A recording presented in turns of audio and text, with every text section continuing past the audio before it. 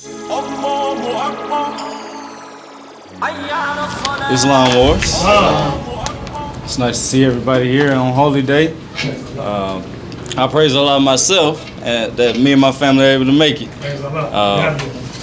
Starting off, I just like to rise and giving all praise to Allah, the Father of the universe.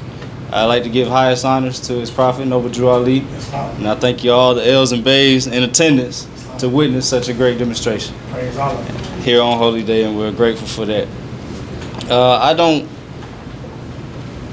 particularly have a specific that I wanted to talk about, but when the Grand Sheikh, reached out to me to share with the Moors, I just felt like I needed to pour out into you guys what the Grand Sheikh had just poured into me in this short amount of time.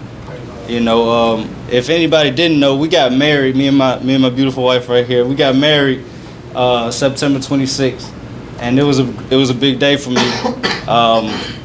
And I just couldn't contain myself that day due to the ethers in the air, like my father, and just the joyous occasion of it, what it was. I think about our people and how we say we have these relationship issues with one another, but a lot of times it does take self, as the Sheikh was saying earlier, it does take a look into yourself to understand that maybe it's something that I can grow from within myself to maybe see that reflection better, because we're all thoughts of Allah and we're all tied up together.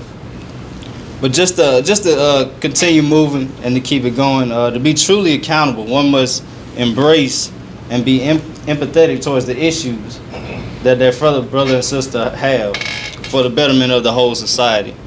What I'd like to do right now is just issue a pledge of my accountability. This is something I developed back in 2016. It's been helping out a lot of the groups of members, Moors, sympathizers, and anyone else in LaGrange area, the Troup County area. And we call it the Pledge of Accountability. We're part of a tribe called Ujima, which means collective working responsibility. And so what I would like to do is just recite this pledge for everyone to absorb and to take into my spirit before I present. In the spirit of collective working responsibility, I, Justin Curtis McGruder-El, pledge to work within my family and community to be selfless and courageous, to uplift and educate my fellow brother and sister in truth and righteousness, to engage ignorance with a clear vision, embrace change with a clear mind, and honor my ancestors, brothers and sisters, and my posterity with my natural gifts. Ashe, Amen. It is so, it is affirmed. So, can anybody answer me, what does it mean to be a member of something? To be a part of something? As the heart is to the body.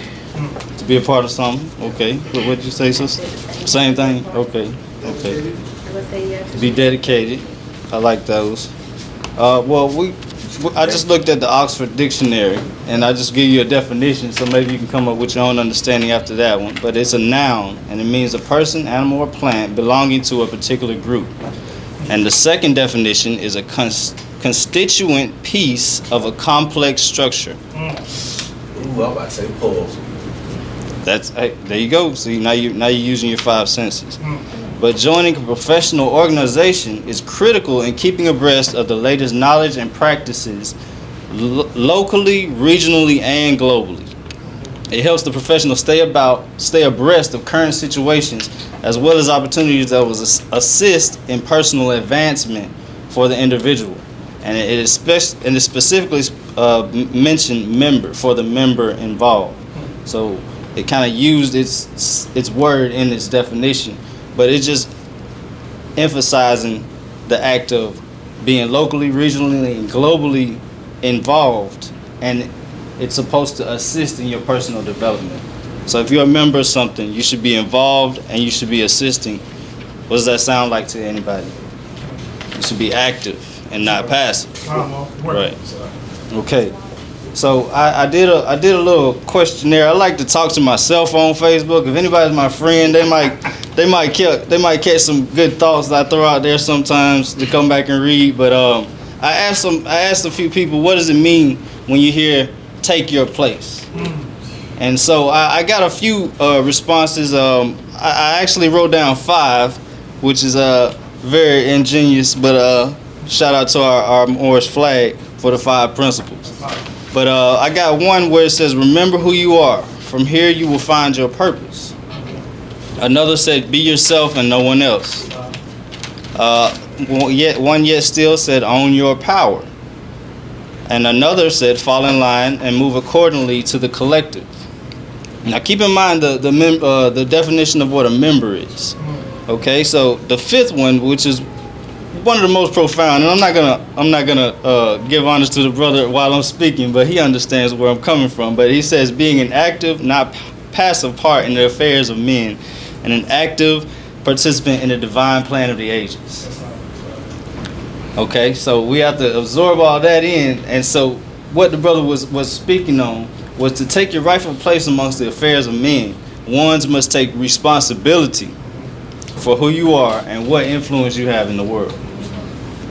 And as the sheik spoke earlier, he says, man cannot die. And he gave me a revelation with my dreams, because I've had certain dreams like that, not necessarily falling, but I was a dinosaur fan, you know, so Jurassic Park was my thing, and it actually helped me to get over my nightmares, to continue to watch those movies. But the T-Rex would come and try to eat me, you know, and when I'm in the corner and he's right there, I wake up. And I'm like, okay, well, I'm not scared of that anymore, you know, so there's the illusion in that, okay? So Prophet Noble Drew Ali was quoted on, and this may be a primary or secondary source, Sheikh, you can correct me on that, but money does not make the man. Primary. The primary source, it's the free national standards and principles that make the man. So without free national standards and principles, ideally you're not a man or a woman, you know, and I'm not speaking radical to anyone. I'd like to be within my constitution and uphold and uplift Act 6. But I do need our people to know that truth doesn't change. And so whether it helps or hurts you, you're going to have to tell it. You know what I'm saying? So, yes, you're going to have to deal with it. You're going to have to face it. And so when we think about this, I'd ask you, what kind of flag is the Moorish? It's a red flag. It's a red flag with a 5-pointed green star. There you go. Okay, when Moors are here. What do the 5 points represent? Love, truth, freedom, and justice. Love, truth, peace, freedom, and justice. Also known as the 5 highest principles known to man. So you've heard the saying plenty of times when we've dealt with many of our people who've been in a lower situation, that unless you stand for something, you'll fall for anything. You know, so if you don't have free national standards and principles to become the man that you are, then you're really falling for anything someone gives you.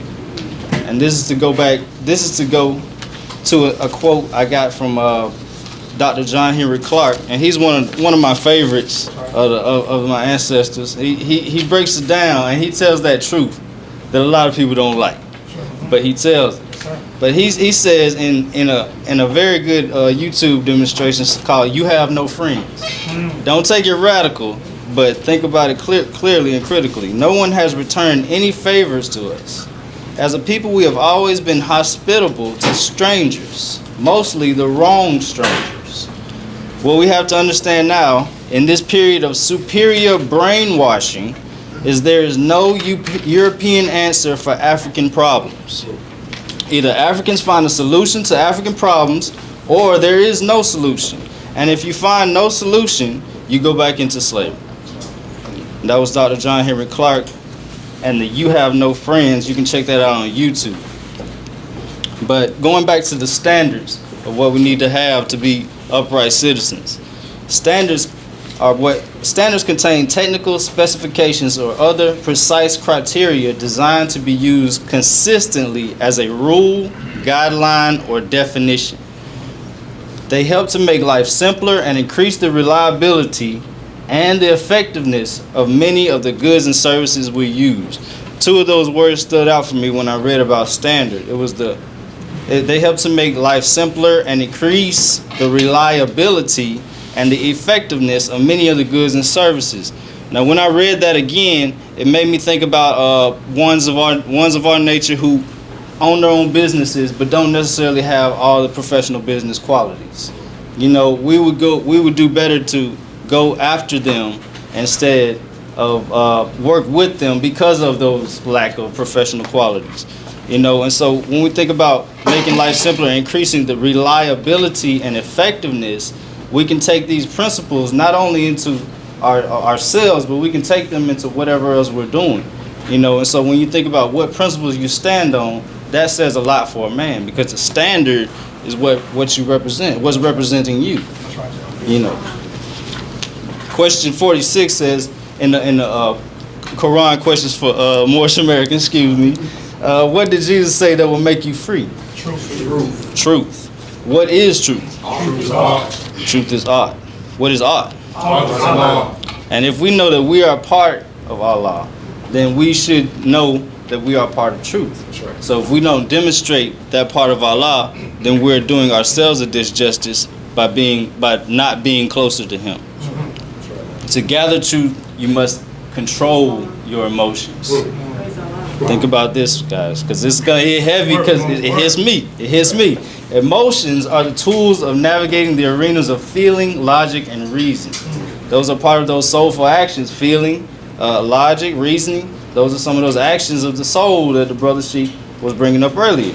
And it's amazing because we didn't talk about this. You know, we didn't talk about what we were talking about. And so those who gain control of their emotions are more equipped to deal with, relate to, or understand world relations. Those who fail to grasp this degree, however, seldom can deal with themselves, much less ones around them. So we know a lot of people around us that don't necessarily grasp the degree of emotions. And whether it's our fault or theirs, that's something that needs to be taken a hold of, because in order to get closer to Allah, you have to understand the parts of you that can make you closer to them, and you can't let these emotions enslave you. You refuse to let the European enslave you. Yeah. So why are you letting these emotions enslave you? Because You emotions understand? don't try to kill you as much as Europeans. Now do they? I mean, I get what you saying. I understand. But, Islam. yeah. But I'm just speaking for the people who don't know about that side and still caught up with the emotional side and still understand both sides of the spectrum. Okay. So we'll talk about that, and to camelback off that, we don't piggyback. We don't ride pigs. So to camelback on that, we have to develop a level of empathy amongst our peers that we can understand each other where they are. My brother, I thank Allah for this brother, because I didn't meet him growing up, but when I got back to LaGrange, he was the first one that I could share the Prophet's teachings with, and we received a favorable response amongst each other. And so this is how we gathered ourselves, and this is how we developed other programs such as the affirmations and things of that nature.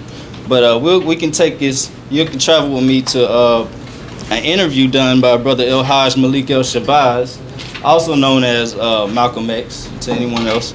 But wait, that was his in his legal name? His holy name, El-Hajj Malik El-Shabazz. Yes, sir. Yes, sir. Research I'm gonna do. Yes, sir. You can interview this on. You can find this interview on YouTube also. But he was asked why the Nation of Islam, and I'm not trying to name drop on any organizations or whatnot, but the reporter asked him, why haven't the Nation of Islam retaliated against any of the brutalities that are happening to our people? And at that time, he was mentioning that by our religious right, we have the right to defend ourselves to the utmost of self-defense. But, and I don't want to speak him wrong, obey the law, be respectful, courteous, but if any violence occurs, we are to retaliate to the highest degree. And so that kind of took me back to the Holy Quran and the teachings of the Prophet, because he said love, truth, peace, freedom are our principles, and if those are infringed upon, justice must take its course. So that's it's just tying you back to your ancient creeds, because these are the things you understand. No one has to tell you this. You know what I'm saying? No one ever had to tell you this. And you were born with everything that Allah was ready for you to have, and He will unfold it as you grow. You know, as man folds, as God unfolds. Think of that. Yes, the pinnacle of wisdom is what we're trying to grasp. And just to be talking about wisdom, we can go to the Holy Quran of the Moorish Science Temple of America, chapter 39, chapter 39, the pinnacle of wisdom. And I just wanted to read this one instruction 4, which just says, think not with the fool that nothing is more valuable, nor believe with the pretended wise that thou oughtest to condemn it. Love it not thyself, but for the good it may be of others. So think about the things that you've gained in this life, the ideals, the successes, the trials that you've overcome, and think about everything that you've held on to. What part of your success story, if you will, is the light that can shine on someone else, that can give them something more. But and more importantly, what part of that light is shining on our people? Because we're the ones who need to see that light the most. That's why Noble Drew Ali came to save us from our mental ways that were stuck in the lower self. You understand?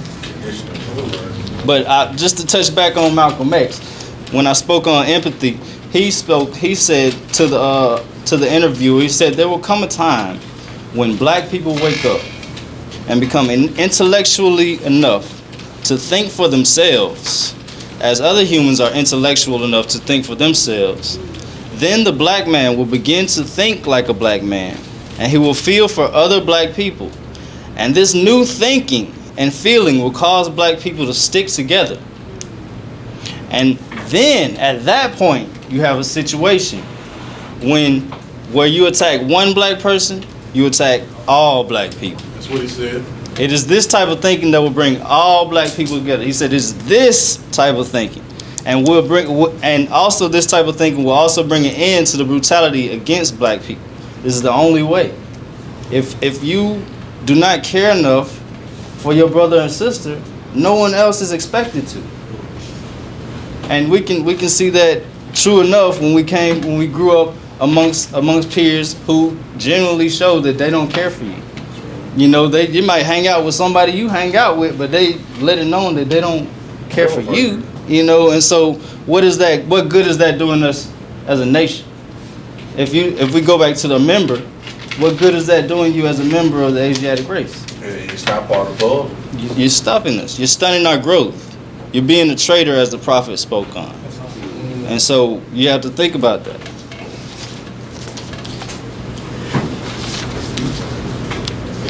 I have one more thing I want to give to you, Morris. I'm very excited about this. I wanna hear from the Grand Sheik. I wanna make sure everything's all good. But I want you to go back in time to a brother, Booker T. Washington. And in my research, I can definitely go back farther. But this is the first man who collectively told all of us that you don't need anybody to really get started, getting industrial. You know, you don't really need help from the outside world because you have all the skills. You know, he did a speech in 1895, September 18th, 1895. He presented it to a predominantly white audience. It was called the Cotton States and International Exposition. And at that point in time, this was right after slavery was let down. It was 1895. Our people hadn't gained anything else from being out of slavery. If anything, they were pushed back into the same slave master, into the sharecropping type of situation, to where they can't build for themselves, they can't compete with the outside world, and they can't do things for self. Now, what Booker T. Washington was doing to our people, he was reaching out and said, join the workforce because you have the skills. Your loyalty, fidelity, and love and service is above all man. And when you get the skills and the knowledge to understand what that means, you will surpass all men. And he's speaking directly to us. And then he turns another side and he speaks to the white audience, the predominantly European audience, and he says, stop immigrating these other people, these foreigners, into our country because we have people here that are ready and willing to work. So you should bring that workload to us. We have the skills and we could make it better. You know, but at that time, our people were disenfranchised, and we didn't really get what Brother Booker T was saying. But it's been going on throughout the ages, as you know, as it like clockwork. You know, once Booker T left, then we had our forerunner, Marcus Garvey. You know, and then we had many other people like Malcolm X and John Henry Clark that kept the hope alive, kept the fire alive, as far as like telling us that we don't need help from anybody but ourselves. And we have to be ourselves and no one else. And the only other person I heard to say that was Prophet Noble Drew Ali. That's right. That's right. You know, and so this is a call to take your place as a member of a race of people who is subjugated on all aspects. It's a call to take your place away from the illusions of not being successful, because you have a part to play in this large role, in this large game. The Morrison Divine National Movement is a piece of that large role. And so we're not to attack our people, regardless of what ideological background they come from, or neither the school of thought they come from. Because if we understand that we're Allah, a piece of Allah, and Allah is all, and truth is all, truth is Allah, then we must strive to spread the truth and not be so blinded and clouded by our illusionary, you know, aspirations and desires. But all that aside, I think I've reached my end of my piece. That's right. And I'd like to drop, and I'll lower myself. I thank you all, Morris, and I hope you gain something from me. Praise Allah, and I'll speak with you later. حي على الصلاة الله أكبر